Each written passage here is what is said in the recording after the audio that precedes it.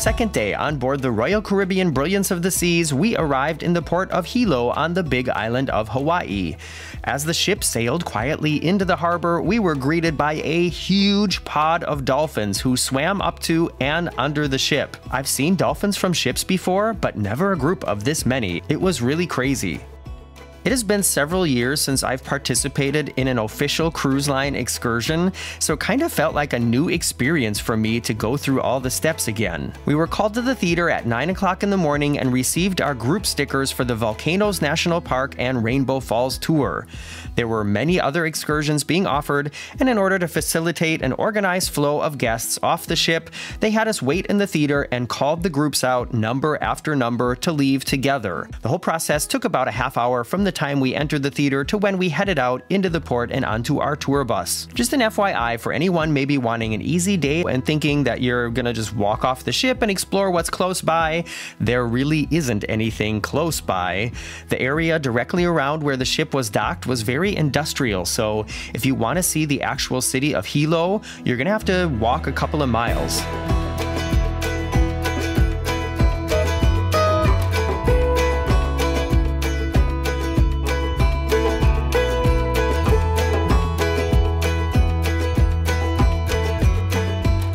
The drive to the Wailuku River State Park, where Rainbow Falls is, only took about 20 minutes from the port, a little bit through the city, a little bit through the suburbs. Our guide kept us entertained and informed the entire time on the road, and when we got there, there were many other buses and people there. The parking lot was packed with cars and other vehicles. Important to note, there are bathrooms here at the top. However, they are by no means luxurious, and there were like 20 guys waiting for one place to stand and one place to sit. And if you have to sit down, there's no door on the stall. Just FYI.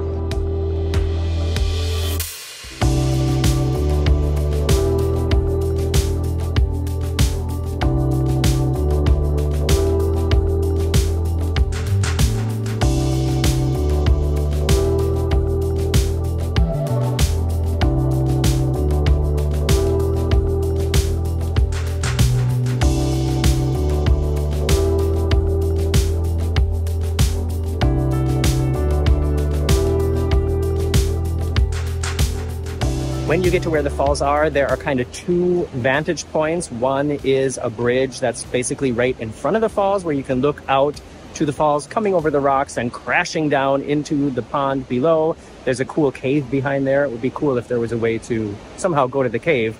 And then you can go up the stairs to the higher vantage point where when the sun is just right and the wind is just right, you can see the actual rainbow of Rainbow Falls. Today, no rainbow for us, but it's still really, really pretty.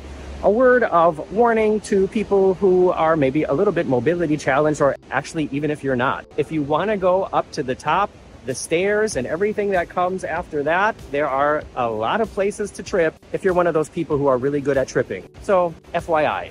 Our time at Rainbow Falls went by very quickly. I think our guide gave us 20 minutes before we had to be back on the bus, and Marcus and I were the last ones back. From there, we had about an hour drive up to the Kilauea Overlook, which is over 4,000 feet above sea level, and it seemed and sounded really tall, but then I realized that the Zugspitze mountain that I went skiing on a few years ago is over 9,000 feet tall. So, have you watched that series? If you're a fan of high elevations and want to watch me ski right off the side of the path and get lost, check out the link in the description. Anyways, 4,000 feet is still pretty tall, and speaking of large numbers, I was not expecting this crater to be so huge. I know this might sound weird, but it's just so much bigger than I expected. And when you picture lava erupting out of that entire area, it's actually pretty terrifying. We were there in April of 2024 and we didn't get to see any lava, but on June 3rd, there was another eruption on the volcano's southwest rift zone.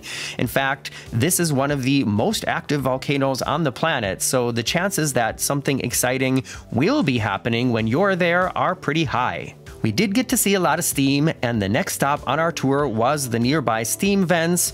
This steam is created by water seeping into the underground areas that are so hot it evaporates and turns to steam. There were a few places we could get up close to it, and it was hot. We were talking about what it would be like after it rained. I bet it's really steamy then, and we were, once again, the last people back to the bus.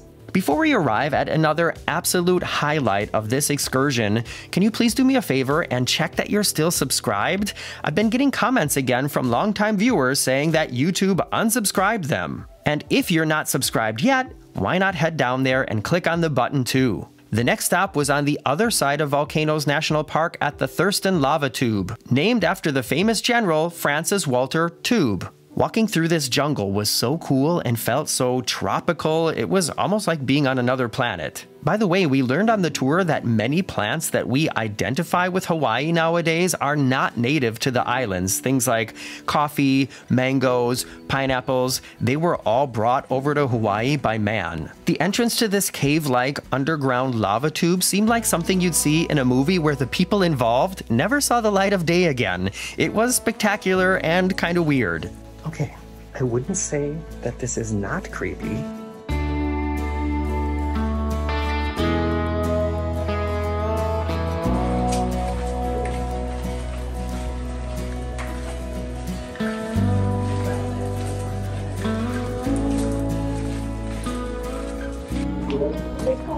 Okay, that was definitely a highlight for me.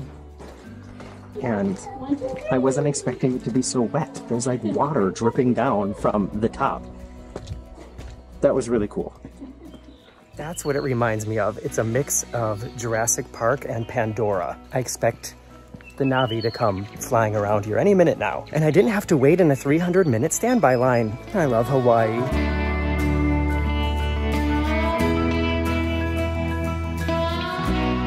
Before we began our drive back down to the coast, we made a quick stop at the Volcano House, which is an actual hotel where you can stay inside the Volcanoes National Park with a direct view of the crater. Isn't that crazy?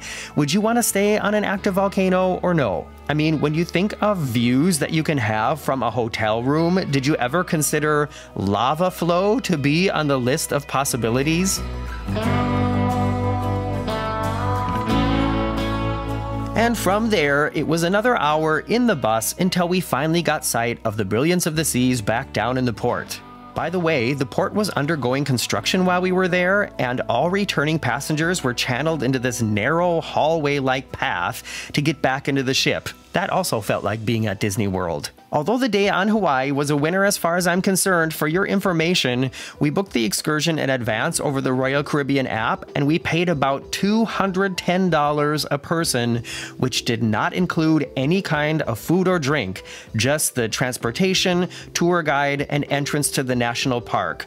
How do we feel about this price? Is this a normal price for an excursion like this? Like I said, I don't know. I hardly ever do the ship-sponsored excursions. If I were cruising to Big Island again, I would just look up how much a taxi costs to go directly up to Volcanoes National Park and then walk around on my own up there. Although we were driven around from the crater to the steam vents to the lava tube, they're all pretty close to each other, and there are other interesting things you can see within walking distance up there. And speaking of fantastic things to do on the Hawaiian Islands, next week's vlog is going to take you on a crazy underground river tubing journey through a plantation on the island of Kauai. This was another high ticket price, but it was so spectacular and a ton of fun. I'm looking forward to showing you that soon, so make sure you're subscribed and check your notifications. See you later!